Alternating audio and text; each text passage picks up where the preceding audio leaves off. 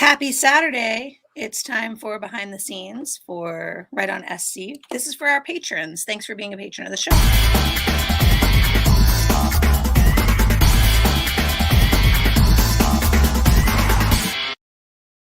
All right, today's episode was on white-knuckle scenes and whether or not you have built enough tension into the scene. I didn't realize we hadn't covered putting tension in your scenes until I went looking through our show notes and put tension in there. Tension. We covered it in the Raising the Stakes episode, which is linked in the show notes on rightonsc.blog, but we haven't actually done an episode on tension before. So that was pretty cool to get that out of the way. It wasn't as close to the horror conversation as I thought we might be getting.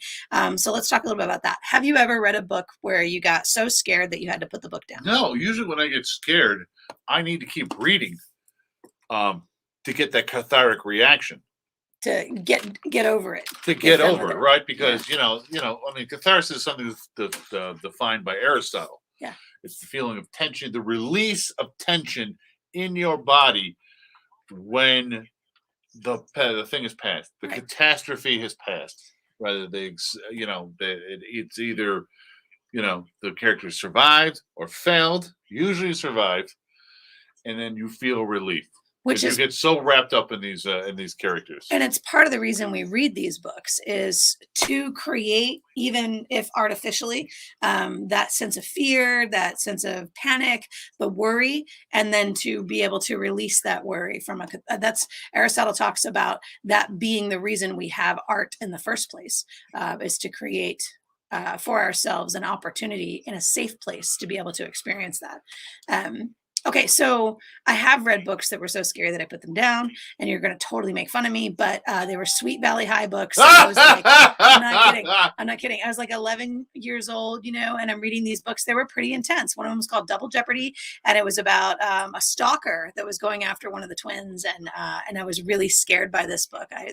I don't read a lot of thrillers. I don't read a lot of suspenseful novels, and I think it might be because when I get scared, my eyes get really blurry, and that's like my response to fear is that my eyes start to well up, and it makes it difficult to read, honestly, when your eyes are blurry.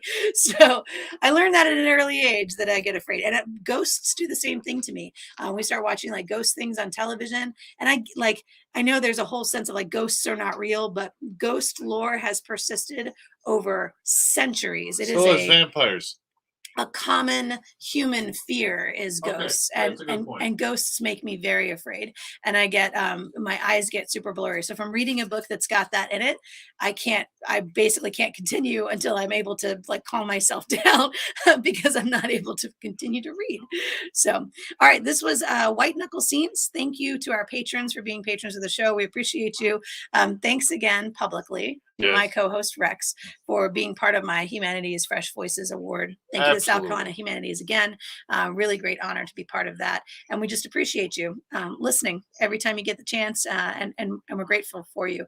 Go out to patreon.com/rightonsc to become a patron of the show. And we will see you next week when we have Mark Allen Gunnels on a recorded episode to talk about representation, specifically LGBTQ representation in the horror genre for the Halloween episode. Enjoy your Halloween weekend, and we will be back with you on November 6th. Take care.